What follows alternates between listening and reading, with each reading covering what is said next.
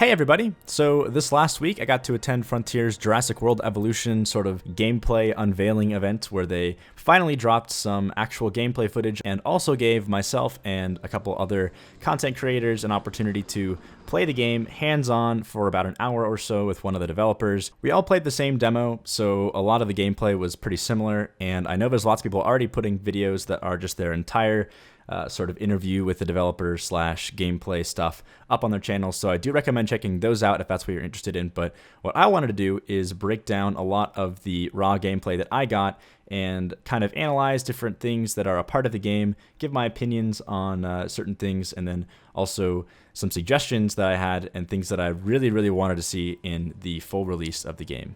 So starting from the top, the flow of the game is pretty easy. Basically, you just start at the top left island, and as you complete the objectives, you unlock new islands, and you can play through those islands.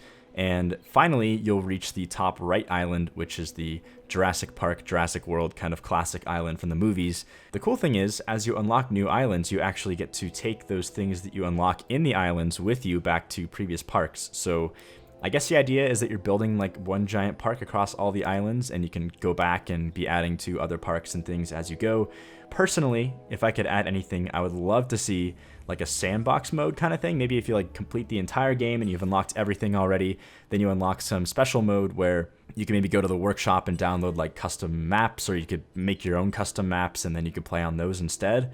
Now, obviously, this game is very management-oriented, and this is certainly the sandbox enthusiast in me coming out right now, but I think that the replayability really comes from having either custom maps or some sort of sandbox mode where you can jump in at the end of the game when you've already beaten everything and utilize all those things you've unlocked to make the ultimate park or the ultimate whatever and sort of design it however you want. I know that they've sort of hinted at the last scenario being something like that, but I'd love to see just like a pure creativity version of the game where you can just jump in with all the stuff you unlocked and make whatever you want. The Hammond Foundation has three main areas of interest: security, entertainment, and science.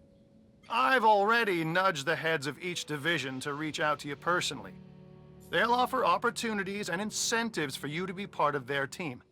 Choose one of their contracts. It'll help you develop your facility. So getting into more of the flow of the game and the things you'll be doing to manage your park as you progress through the scenarios, there's basically three main aspects of the game to focus on as you expand your park, those being the security division, the entertainment division, and the science division. So the game actually offers contracts for all these three divisions, and they're kind of ways of guiding you through expanding your park and supplying the proper facilities and doing the proper things to boost these different aspects of your park. And you can actually see your standing with these divisions by looking on the bottom right. There's like these three little bars for each thing. And as you complete different contracts for these divisions, you'll gain reputation, you'll gain money, and I think even later on in the game, you'll start gaining different unlockables and things. I'm not really sure how that works quite yet, but it seems like this is a nice way to guide you through the game and help you balance out your park a little bit. The interesting thing is it seems like if you do certain contracts with certain divisions, you can actually lower your standing with other divisions. So I think a good example would be like if you do a security contract that's more focused on like militarizing dinosaurs or something, then the science division would not be happy with that, and they would then lower their standing with you a little bit. So you need to kind of balance your way through doing these contracts to improve your park in a nice, even way. Well done. And you'll notice absolutely no hint of sarcasm. So now that you know the divisions of the game and sort of the main things that you need to focus on while you're playing the game, the security division and the science division both kind of tie in together with the dinosaurs specifically. And there's a lot going on with the dinosaurs. So obviously, this being a Jurassic World game, the dinosaurs are incredibly important. You have this like massive system for discovering new genome through fossils, and then by doing that, being able to incubate and hatch new dinosaurs, and then you can take those genomes and you can actually like modify the genomes of existing dinosaurs and hatch new modified dinosaurs with like different attributes and things. So there's a lot going on with this dinosaur customization sort of thing, and then of course, along with that, you need to make sure that you are providing the proper things for these dinosaurs like food or social interaction. making sure that you have the proper dinosaurs, herbivores and carnivores in the right places, all that stuff. There's a lot going on that I don't really understand yet, obviously only playing a little bit of the game so far. I'm not going to get too far in depth on this stuff, but I'll show you these kind of little excerpts of some of the more interesting parts of the system. But it's a very, very in-depth system. Very interesting. If you're into any sort of historically accurate kind of dinosaur and dig sites and things, this would be right up your alley, I'm sure, as someone who doesn't know anything about it, but I'm sure that it's very interesting for you guys as well. But I wanted to just touch on that a little bit before we dive into some of the other parts that I'm much more interested in, specifically the park design and the kind of entertainment stuff around keeping guests in your park and how that ties in with the dinosaurs.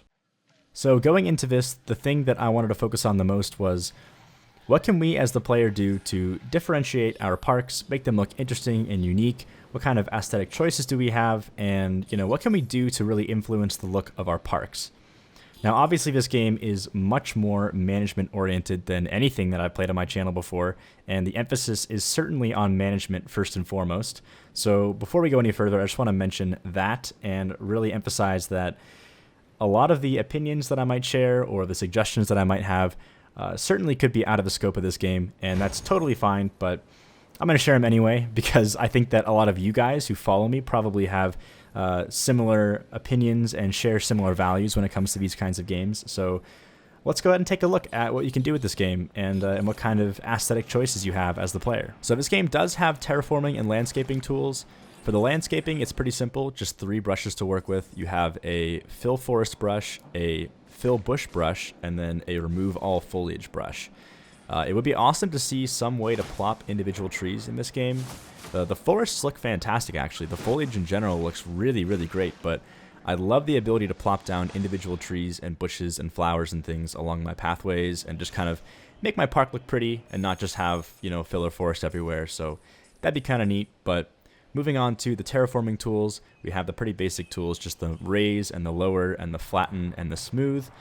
They work pretty well, not like Planet Coaster, so they don't do all the crazy like inverted, hill and arch and stuff like over top of each other and stuff like that. It's just like a pretty simple raise, lower, and flatten and smooth, but apparently this was a design decision to allow for better pathing and things, so now when dinosaurs escape, the guests actually run off the path and like run away and cower around buildings and stuff. So very, very cool, actually. I'm totally a fan of this trade-off. I don't really think it's necessary to have all these crazy weird features for terraforming, so I'm totally on board with this, and apparently it also makes it a lot easier to handle manipulating meshes and things that have existing buildings on them, because, I noticed you could pretty much terraform anywhere, and it'll actually move and work, and it won't, like, lock out buildings or, create weird ridges and stuff. It seems pretty robust, so I'm totally a fan of that. And finally, we also have a pond tool, so you can paint ponds around in your park, and you actually need these ponds inside your exhibits so your dinosaurs have a place to drink water.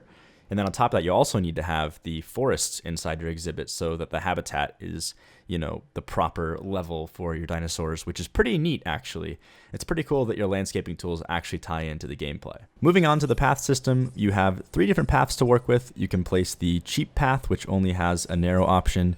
You can place the normal path, which has a narrow and a wide option. And then you can also place the fancy path, which I guess has a narrow and wide option and is like this kind of brick path that has occasional little light posts that pop up whenever you draw it. So you have some variation. I'd love to see more options for the pathing, maybe a few different path types, and maybe also even like one extra width path that's even wider. But they've certainly streamlined the pathing system since Planet Coaster.